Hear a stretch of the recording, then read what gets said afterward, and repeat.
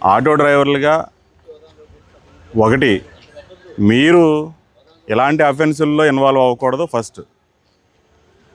రెండోది, ఎవరైనా మేడం ఇందాక చెప్పారు, మళ్ళీ అదే గుర్తు చేస్తున్నా, ఎవరైనా ఆటోలో మీ ఆటోలో 18 ఏళ్ళలోపు పాప కానీ బాబు కానీ ఎవరైనా ఎక్కినప్పుడు కూడా వివరంగా అడగండి వాళ్ళని, ఎవరమ్మా మీరు, ఎక్కడికి వెళ్తున్నారు, ఎందుకు వెళ్తున్నారు. అదే అని మీకు కొంచెం డౌట్ఫుల్గా అనిపించింది అనుకోండి, పర్టికులర్గా అందరూ ఈ ఏరియా వాళ్ళు అయి ఉంటే కనుక ఇక్కడున్న పబ్లిక్ సైకాలజీ మీకు ఒక ఐడియా ఉంటుంది. 16-17 ఏళ్ళ చిన్నపిల్లలు, ఆడపిల్లలు ఇంట్లో ఫాదర్ తిట్టారనో, అమ్మ కొట్టిందనో, లేకపోతే ఏదో లేటుగా బయటికి వెళ్ళి వచ్చినందుకు తిట్టారనో, ఇంటి నుంచి బయటికి వెళ్ళిపోయే టెండెన్సీ ఎక్కువ మన ఏరియాలో. వీళ్ళకి సాధారణంగా ఫస్ట్ దొరికే వెహికల్ ఏంటి? ఆటోనే. ఈ ఆటోలో ఎక్కుతారు, ఈ రైల్వే స్టేషన్ దగ్గర బస్ స్టాండ్ దగ్గర దింపండి అంకుల్ అంటారు, మీకు 20 రూపాయలు ఇస్తారు. అక్కడతో నీ పని అయిపోలేదు.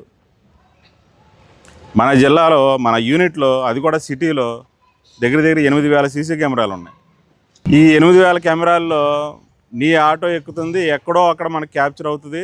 తర్వాత నిన్ను తీసుకొచ్చి నిన్ను ఇబ్బంది పెట్టాల్సిన పరిస్థితి వస్తుంది. మేము ఎందుకు, అమ్మాయి ఇంట్లోంచి వెళ్ళిపోయి ఉంటుంది, పేరెంట్స్ని బెదిరించడానికి వెళ్ళిపోయేవాళ్ళు కొంతమంది అయితే మేడం చెప్పినట్టు ఈ ఆకర్షణకు లోనే ఈ 18 ఏళ్ళ లోపళ్ళు వేరే ఎవడో, మీ ఆటో వాళ్ళనే కాదు, ఎవడో ఒకడు ఉంటాడు, స్కూల్ బస్సు డ్రైవరో కండక్టరో ఎవడో ఒకడు పనికి మళ్ళీ అది ఎవడో ఉంటాడు ఇదే పనిలో.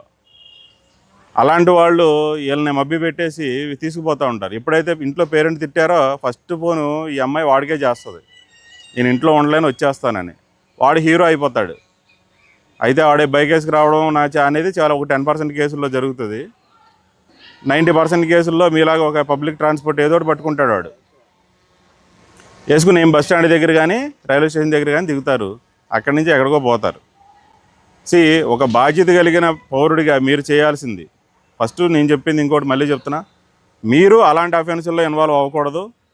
రెండోది, అలాంటి అఫెన్స్ మీ ఆటోకి కారణం కాకూడదు. మీ ఆటో దానికి ఒక ఆడపిల్ల ఎక్కింది, కొంచెం తేడాగా అనిపించింది, మీకు ఏమన్నా వివరం అడగండి, ఎవరమ్మా నువ్వు, ఎందుకు వచ్చావు, ఎందుకు వెళ్తున్నావు బయటికి అంటే. మీ బాధ ఏంటి, వచ్చే 10 రూపాయలు పోతాయని మీరు ఆలోచిస్తే ఒక జీవితం పోద్ది అవతల. కానీ మీరు చేసే చిన్న పని ఒక జీవితాన్ని నిలబెడుతుంది. ఇప్పుడు ఆడు ఇక్కడి నుంచి తీసుకెళ్ళిన తర్వాత దాన్ని ఏం చేస్తాడో తెలియదు. తర్వాత 10 రోజులకు 15 రోజులకి అమ్మాయి వెనక్కి వస్తుంది. ఈలోపు జరగాల్సిన దరిద్రం జరిగిపోతుంది. తర్వాత మళ్ళీ మేము కేసులు కట్టుకోవడం, ఆయన లోపల పెట్టడం, ఇప్పుడు మేడం గారు చూపించినట్టు ఆడికి ఒక 20 ఏళ్ళు జైలేయడం, ఇవన్నీ తర్వాత జరుగుతాయి. వాడు సిన్సియర్గా లవ్ చేసేవాడు ఎలాంటివి చేయడు. సో మీ బాధ్యత, ఒకసారి ఆ బిడ్డ మీ బిడ్డగానే ఫీల్ అయ్యి, ఎవరైనా ఇలాంటి పర్సన్స్, చిన్న పిల్లలు ఎవరైనా మీ ఆటో ఎక్కుతున్నప్పుడు, అమ్మాయి ఎక్కడికి వెళ్తున్నారు, ఏ పని మీద వెళ్తున్నారు, అంకుల్ ఏదైనా కాలేజీ దగ్గర దింపండి అన్నారనుకోండి, నో ఇష్యూ. రైల్వే స్టేషన్లు, బస్ స్టాండ్లు అడిగినప్పుడు మాత్రం దయచేసి 1-2 సార్లు క్వశ్చన్ చేయండి. మీకు దారిలోనే ఉంటుంది పోలీస్ స్టేషను, ఓసారి స్టేషన్ దగ్గర ఆపండి, సార్ ఈ అమ్మాయి ఏదో కొంచెం తేడా కనిపిస్తుంది మాకు అని చెప్తే మేము మాట్లాడే విధంగా మాట్లాడతాం.